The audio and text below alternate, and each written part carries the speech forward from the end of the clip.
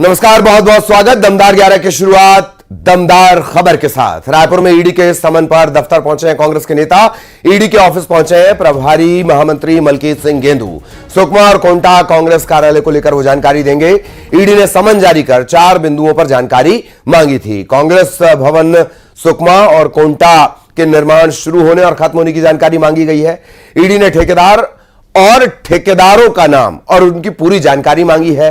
खरीदी गई जमीन समेत निर्माण में हुए खर्च की जानकारी भी तलब की गई है। भवन निर्माण के लिए जो पैसे मिले उसके सोर्स क्या थे, यह भी ईडी ने पूछा है। इस तरह के सवालों से अब मलकीत सिंह गेंदू का आमना सामना होगा। पूरा मामला शराब घोटाले से जुड़ा हुआ है, जिसकी पड़ताल ईडी कर रही है। इस मामले में पूर्व आबकारी मंत्री कवासी लखमा वो जेल में भी बंद है और अब मलकीत सिंह गेंदू ईडी प्रवर्तन निदेशालय के दफ्तर पहुंचे हैं सवालों के जवाब देने के लिए।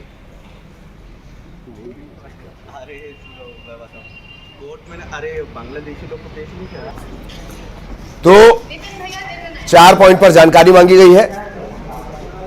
वो क्या क्या है वो भी आप जान रहे हैं। सुकमा और कोंटा में जो कांग्रेस भवन बना है उसे लेकर ये पूरे सवाल जवाब का सिलसिला चलेगा। सहयोगी तनु इस वक्त हमारे साथ जुड़ी हुई है। तनु, क्या कुछ अपडेट? मलकीत सिंह गेंदू पहुंच चुके हैं?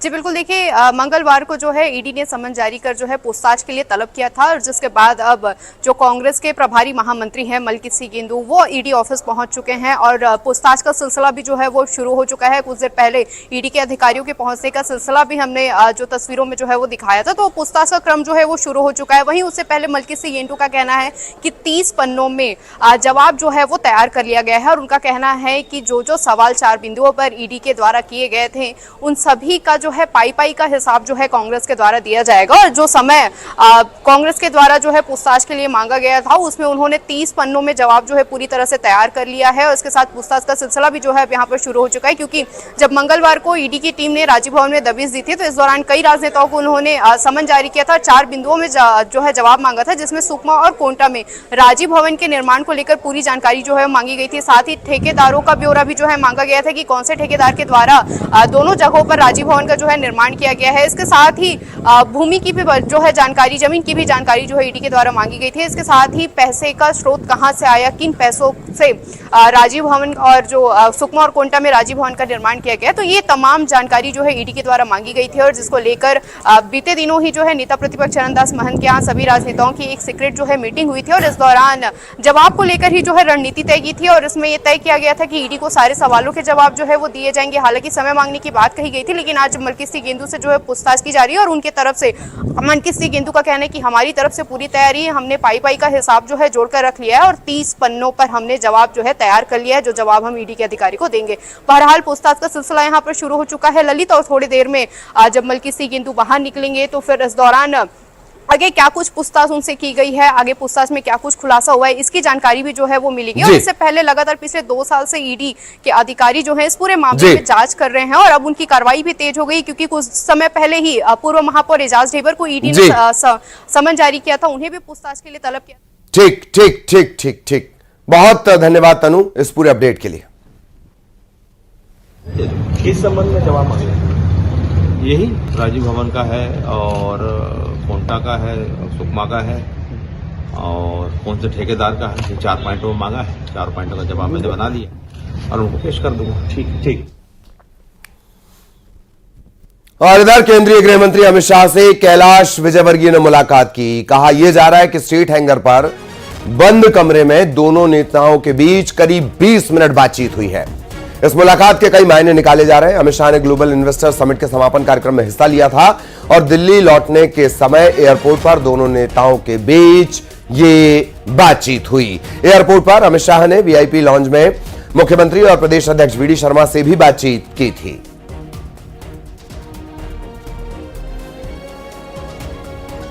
सूत्रों के हवाले से बड़ी खबर हम आपको बता रहे हैं। जीआईएस के समापन के कार्यक्रम में शामिल होने के लिए केंद्रीय गृह मंत्री अमित शाह आए थे और स्ट्रीट हैंगर पर दोनों नेताओं के बीच करीब 20 मिनट तक बातचीत हुई है। कई सारे मायने इस मुलाकात के निकाले जा रहे हैं, कयास लगाए जा रहे हैं। हालांकि जो दोनों के रिश्ते हैं, केंद्रीय गृह मंत्री अमित शाह और कैलाश विजयवर्गीय, इनके रिश्ते बेहद करीबी हैं। वो जो दौर संघर्ष का था अमित शाह के लिए, जब उन पर गुजरात की जिम्मेदारियां थीं, उस दौर में सबसे ज्यादा मदद करने वालों में कैलाश विजयवर्गीय थे। और यही वजह है कि गाहे बगाहे कैलाश विजयवर्गीय जिक्र भी करते हैं अपनी करीबी का। सहयोगी वासु इस वक्त हमारे साथ जुड़े हुए हैं। वासु, 20 मिनट मुलाकात, राष्ट्रीय अध्यक्ष को लेकर तरह तरह की चर्चाएं चलना और इन सब के बीच केंद्रीय गृह मंत्री से यह बातचीत, वो भी तब जबकि दोनों के रिश्ते बहुत करीबी हैं। वासु, निश्चित तौर पर देखिए, कैलाश विजयवर्गीय का अगर आप भाजपा के संगठन में कद देखें तो काफी बड़ा है। कई महत्वपूर्ण राज्यों के वो प्रभारी रहे, चाहे वो हरियाणा हो, पश्चिम बंगाल हो, और इन दोनों ही जगहों पर बीजेपी को अच्छी खासी जो सफलता है वो भी मिली है। और यही वजह है कि जब ग्लोबल इन्वेस्टर समिट के लिए अमित शाह भोपाल पहुंचे थे और तमाम नेता उनको सी ऑफ करने के लिए एयरपोर्ट गए, और जब वहां पर उनको कैलाश विजयवर्गीय नजर नहीं आए, जो सूत्रों के हवाले से जानकारी मिल रही है, तो उन्होंने कैलाश विजयवर्गीय को वहां पर बुलवाया। फिर दोनों ही नेताओं के बीच लंबी बातचीत हुई। और निश्चित तौर पर आप जो बात कह रहे थे कि राष्ट्रीय अध्यक्ष से लेकर मध्य प्रदेश के अध्यक्ष तक के लिए तमाम जो सियासी हलचल है वो समय तय चल रही है, क्योंकि मध्य प्रदेश में भी आप देखें तो मंडल अध्यक्षों के चुनाव हो गए हैं, जिला अध्यक्षों के चुनाव हो गए, अब कुछ बचा हुआ है तो वो प्रदेश अध्यक्ष के जो चुनाव है वो बचे हुए हैं। वीडी शर्मा फिलहाल कार्यभार संभाल रहे हैं, लेकिन उनका जो कार्यकाल है वो पूरा हो चुका है। अब मध्य प्रदेश में कौन सा नया चेहरा बीजेपी संगठन को देगी और वो फिर संगठन के कामकाज को आगे बढ़ाएंगे, ये एक महत्वपूर्ण सवाल बना हुआ है और यही सबके जहन में है। किसी भी समय प्रदेश अध्यक्ष नाम की घोषणा हो सकती है, क्योंकि अब हाल ही में मध्य प्रदेश में अमित शाह का और पीएम नरेंद्र मोदी का भी दौरा हो चुका है। खुद मध्य प्रदेश के मुख्यमंत्री डॉक्टर मोहन यादव कई बार दिल्ली जा चुके हैं, आला कमान से वहां पर मुलाकात कर चुके हैं। तो ये जो मुलाकात हुई है कैलाश विजयवर्गीय और अमित शाह के बीच में, तो ये इसके कई सारे जो मायने हैं वो निकाले जा रहे हैं। चलिए, बहुत धन्यवाद वासु आपका इस तमाम जानकारी के लिए। सहयोगी वासु विस्तार से जानकारी दे रहे थे इस मुलाकात को लेकर। बात मुरैना की, जहां पुरानी रंजिश में पार्षद के पति के साथ मारपीट की गई। कार सवार 4 युवकों ने घर के सामने ही पार्षद के पति को पीटा। मारपीट की यह घटना पास ही लगे सीसीटीवी कैमरे में रिकॉर्ड हो गई। बताया जा रहा है कि मारपीट के आरोपी युवक पार्षद पति के पड़ोसी हैं। वहीं पीड़ित की शिकायत पर पुलिस ने मामला दर्ज कर लिया है, मामले की पड़ताल में जुट गई है। मारपीट की यह घटना स्टेशन रोड थाना इलाके के सुभाष नगर की है। यह पूरी घटना सीसीटीवी में रिकॉर्ड हुई है। कार सवार युवकों ने पार्षद पति को पीटा है। पुरानी रंजिश को लेकर यह पूरी मारपीट की गई है।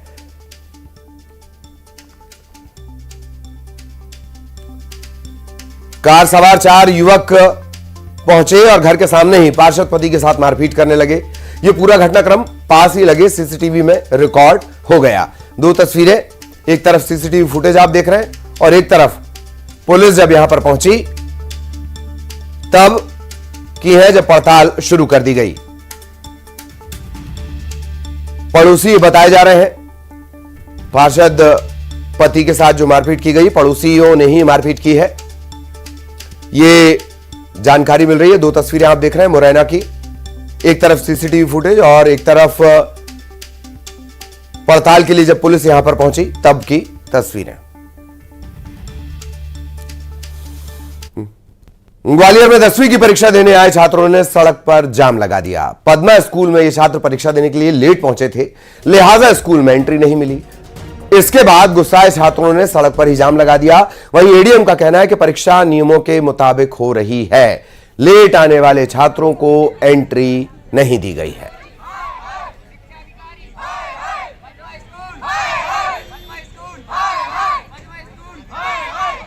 हमारे स्कूल हमें पेपर नहीं देने दे रहा। हम थोड़ा लेट हो गए, 8:30 तक यहाँ आ गए थे, बट पेपर गेट बंद कर दिया। गेट खोलने की भी बोला तो गेट खोला नहीं। बहुत रिक्वेस्ट की, जब अब हमें ये बता दो कि हमारा पेपर नेक्स्ट, यहाँ बैठे हैं कि जैसे हमारा पेपर देने दें आज।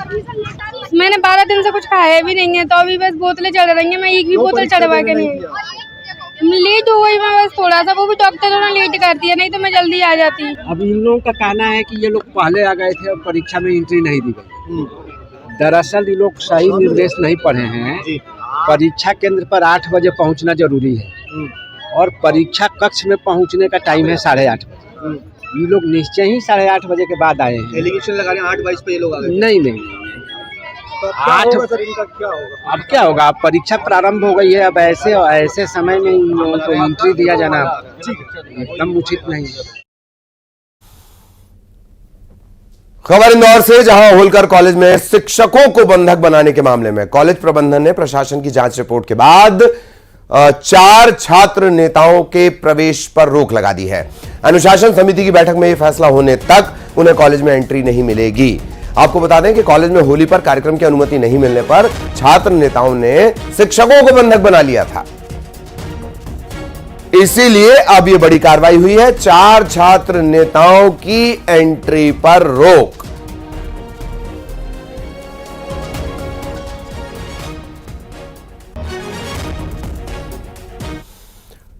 अंबिकापुर में लाखों की लूट से सनसनी फैल गई। नकाबपोश बदमाशों ने लाखों की नकदी और जेवरात लूट लिए। कट्टे की नोक पर बंधक बनाकर वारदात को अंजाम दिया गया है।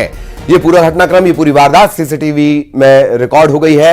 सीतापुर थाना इलाके के नवापारा में वारदात हुई। वारदात के बाद पीड़ित परिवार और पूरे गांव में दहशत का माहौल है। सीसीटीवी फुटेज के आधार पर पड़ताल की जा रही है। श्रवण महंत हमारे साथ जुड़े हुए हैं। श्रवण, क्या अपडेट? जो अरण्य नवापारा सीतापुर थाना क्षेत्र के रहने वाले हैं, व्यवसायी हैं, उनके घर बीती रात जो है 3 अज्ञात नकाबपोश जो है हथियार लेकर पहुंचे थे और लूट की वारदात को अंजाम दिए गए हैं। बंधक बनाया था इन परिवार को और कट्टे की नोक पर जो है नकदी समेत जो सामान है, जेवरात है, उनको लूट लिए। रात में सामान लेने के बहाने ये नकाब जो है वो पोस्ट जो बदमाश थे वो पहुंचे थे और जिस तरह से लूटपाट की वारदात को अंजाम दिए हैं, ऐसे में जो परिवार है और जानकारी लगते ही गांव में दहशत का माहौल है और इसका सीसीटीवी भी वीडियो एक सामने आया है और फिलहाल उस सीसीटीवी के आधार पर सीतापुर पुलिस जो है अब जांच में जुटी है। जी धन्यवाद श्रवण इस अपडेट के लिए। इंदौर में देर रात मंदिर में स्पीकर पर बज रहे भजन को पुलिस ने बंद करवा दिया।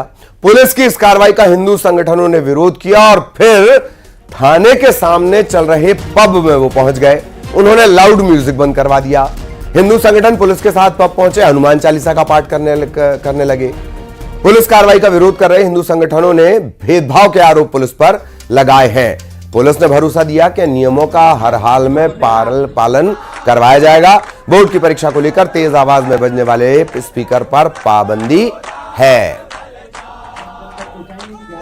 तो वहाँ के सभी लोगों ने आके बोला कि 11 बच्चे के भजन बंद कराना चाहिए। हमने प्रशासन से आग्रह करा, सर पारिवारिक लोग और पूरा मंदिर प्रांगण भक्तों से भरा है, यदि कुछ समय की हमें और मोहलत मिल जाए तो उन्होंने हमें बोला कि आप राजनीति मत करें और हम सामान जब्ती कर लेंगे इस विरोध में। और विजयनगर कालका माता मंदिर के ठीक सामने रिवोल्यूशन पब है, क्लब है, फर्जी कैफे वगैरह भी हैं। उन क्लब में जाके पुलिस प्रशासन को सच का आईना दिखाया कि देखिए मंदिर प्रशासन के मंदिर परिवार की भजन संध्या को बंद करने से कोई अर्थ नहीं निकलेगा। आप रसूखदारों पे भी कार्रवाई कीजिए और यदि प्रशासन को किसी भी प्रकार से दृष्टिकोण से देखने में कोई कमी रह गई होगी कि मंदिर दिख रहा है उन्हें या रसूखदारों के क्लब पब नहीं दिखे, तो मैं आग्रह करता हूं सभी से कि आप ऐसी दोहरी कार्रवाई नहीं करें, हमारे पुलिस प्रशासन साथ दे। नर्मदापुरम से खबर, जहां शिव बारात के दौरान 3 मुस्लिम युवकों ने श्रद्धालुओं पर ब्लेड से हमला कर दिया। इसमें 3 श्रद्धालु घायल हुए हैं। पुलिस ने हमला करने वाले तीनों आरोपियों को गिरफ्तार कर लिया। इस मामले को लेकर हिंदू संगठनों में आक्रोश है।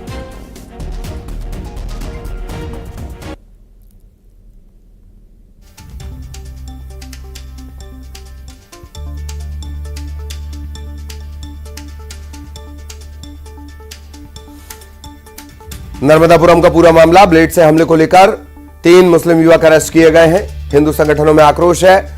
बनखेड़ी का बाजार बंद रखकर विरोध जताया जाएगा। नर्मदापुरम होशंगाबाद का पूरा मामला। शिव बारात निकल रही थी, उस दौरान ब्लेड से ये हमला किया गया है। 3 श्रद्धालु घायल हुए, 3 मुस्लिम युवक अरेस्ट किए गए हैं।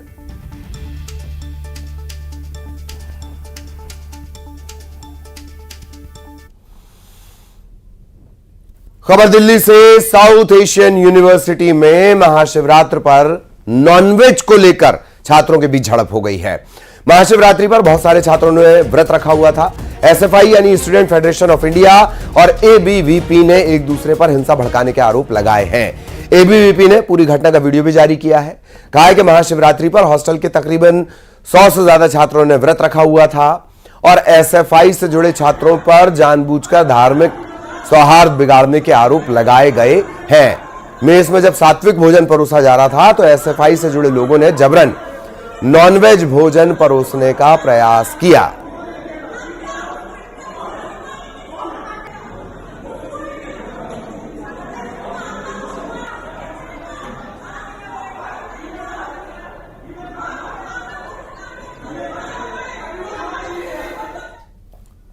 गुजरात के सूरत में कपड़ा बाजार में भीषण आग लगने से हड़कंप मच गया। करीब 40 दमकलें और 150 से ज्यादा फायर फाइटर्स आग बुझाने में जुट गए।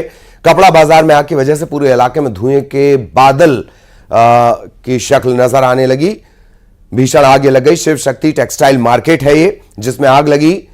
2 तस्वीरें जब आग भड़क रही थी और उसके बाद जब आग पर काबू पाने की कोशिश शुरू कर दी गई। 40 दमकलें और 150 फायर फाइटर्स उसमें लगे रहे।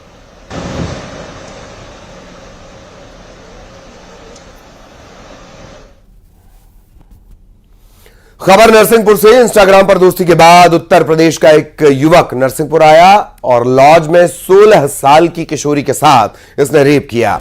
शिकायत के बाद आरोपी युवक और लॉज के संचालक को गिरफ्तार कर जेल भेज दिया गया है।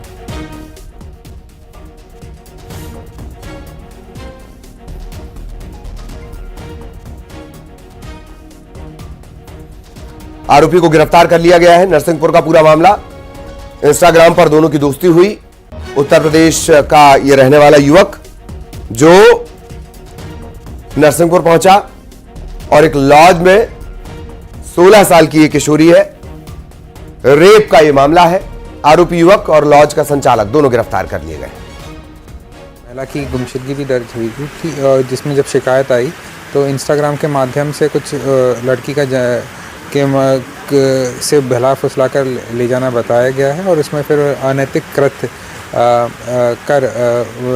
में इसमें शिकायत प्राप्त हुई, जिसमें तत्काल पुलिस द्वारा कार्रवाई करी गई और अपराधी को पकड़ा गया। और इसमें साथ ही जिस जगह हुआ था उसमें जो होटल या लॉज संचालक है उस पर भी कार्रवाई करी गई। खबर ग्वालियर से। जीवाजीगंज में घर में घुसकर युवती से छेड़छाड़ का मामला सामने आया है। युवती का आरोप है कि 20 फरवरी की रात एक ऑटो ड्राइवर घर में जबरन घुसा, छेड़छाड़ की। जब युवती ने विरोध किया तो उस पर एसिड अटैक की धमकी दी गई। युवती ने जनकगंज थाने में शिकायत दर्ज करवाई है। पुलिस आरोपी की तलाश कर रही है।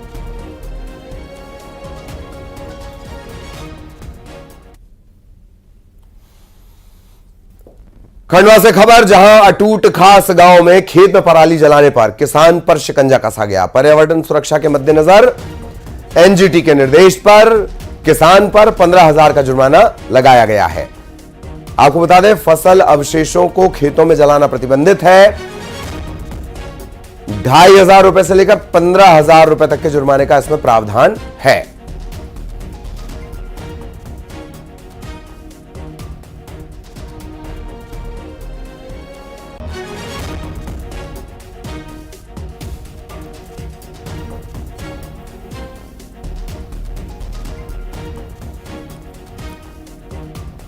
खंडवा का पूरा मामला। अटूट खास में किसान ने पराली जलाई और पराली जलाने के बाद एनजीटी के निर्देश पर कार्रवाई की गई। महाकुंभ के समापन पर पीएम मोदी ने लेख लिखा है, एकता का महायज्ञ संपन्न हुआ।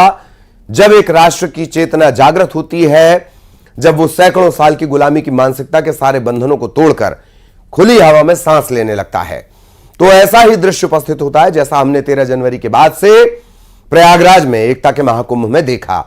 यह महाकुंभ एकता का महाकुंभ था, जहां 140 करोड़ देशवासियों की आस्था एक साथ एक समय में इस एक पर्व से आकर जुड़ गई थी। मां गंगा, यमुना, सरस्वती की त्रिवेणी हर श्रद्धालु को उमंग, ऊर्जा और विश्वास के भाव से भर रही थी। प्रयागराज में हुआ महाकुंभ का यह आयोजन आधुनिक युग के मैनेजमेंट प्रोफेशनल्स के लिए प्लानिंग और पॉलिसी एक्सपर्ट्स के लिए नए सिरे से अध्ययन का विषय बना है। आज पूरे विश्व में इस तरह के विराट आयोजन की कोई दूसरी तुलना नहीं है, ऐसा कोई दूसरा उदाहरण भी नहीं है। पूरी दुनिया हैरान है कि कैसे एक नदी तट पर, त्रिवेणी संगम पर इतनी बड़ी संख्या में, करोड़ों की संख्या में लोग जुटे। इन करोड़ों लोगों को ना औपचारिक निमंत्रण था, ना ही कि समय पहुंचना है उसकी कोई पूर्व सूचना, बस लोग महाकुंभ चल पड़े, पवित्र संगम में डुबकी लगाई और धन्य हुए।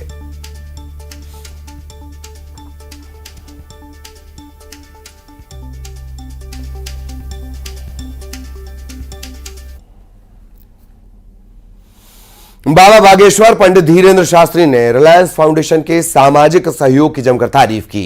इस दौरान बाबा बागेश्वर ने खास तौर पर रिलायंस इंडस्ट्रीज लिमिटेड के डायरेक्टर अनंत अंबानी का जिक्र किया और बताया कि कैसे उनके अभूतपूर्व सहयोग से बुंदेलखंड की तस्वीर बदल रही है।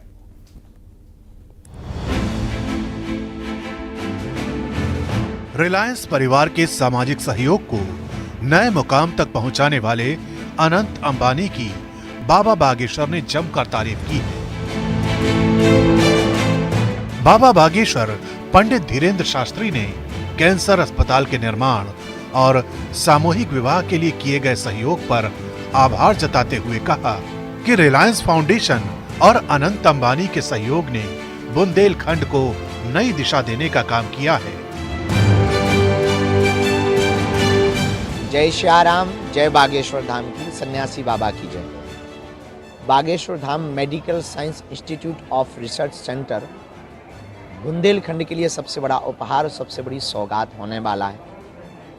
यह बहुत ही जल्दी बुंदेलखंड में बागेश्वर धाम के स्थान पर निर्मित होगा। अस्पताल में मंदिर नहीं, मंदिर में अस्पताल होंगे। और वर्तमान में 6वां बुंदेलखंड महा महोत्सव चल रहा, सामूहिक कन्या विवाह का उत्सव चल रहा। इस संपूर्ण कार्य में हमारे बड़े ही प्रिय, पूरा परिवार हमारा अपना है, ऐसे रिलायंस फाउंडेशन ग्रुप के सभी सदस्यों ने और ख़ासकर रिलायंस फाउंडेशन के हमारे भ्रातृत्व रूप में जिनका हमारा अपनत्व है, जिनका विशाल हृदय है, जो हमेशा शिक्षा और स्वास्थ्य के लिए पूरे भारत में कार्य करते रहते हैं, ऐसे प्रिय भ्राता श्री अनंत अंबानी जी के द्वारा जो अभूतपूर्व सहयोग हुआ, उसके लिए हम पूरे रिलायंस फाउंडेशन परिवार को और अपने प्रिय भ्राता श्री अनंत अंबानी जी को बागेश्वर पीठ की ओर से, बागेश्वर परिवार की ओर से और समस्त बुंदेलखंड की ओर से बहुत बहुत साधुवाद और धन्यवाद देते हैं। दरअसल बागेश्वर धाम में 200 करोड़ की लागत से कैंसर अस्पताल बनने जा रहा है। साथ ही इस दौरान बुंदेलखंड महोत्सव के बीच 251 गरीब बेटियों का सामूहिक विवाह भी कराया गया है। इस अभूतपूर्व मिशन में रिलायंस इंडस्ट्रीज लिमिटेड के डायरेक्टर अनंत अंबानी ने अपना दिल खोलकर सहयोग किया है। अनंत अंबानी के इसी सहयोग और लोगों की मदद करने के भाव की बाबा बागेश्वर पंडित धीरेन्द्र शास्त्री ने जमकर सराहना की है। उज्जैन में महाशिवरात्रि के मौके पर बाबा महाकाल का विशेष श्रृंगार किया गया। इस मौके पर बाबा महाकाल की सहरा आरती की गई, जो साल में एक दिन शिवरात्रि के दिन ही होती है। आज महाकाल का दोपहर 12 बजे विशेष भस्म आरती उनकी की जाएगी। इसके बाद भोग आरती और फिर शिव नवरात्र का समापन होगा।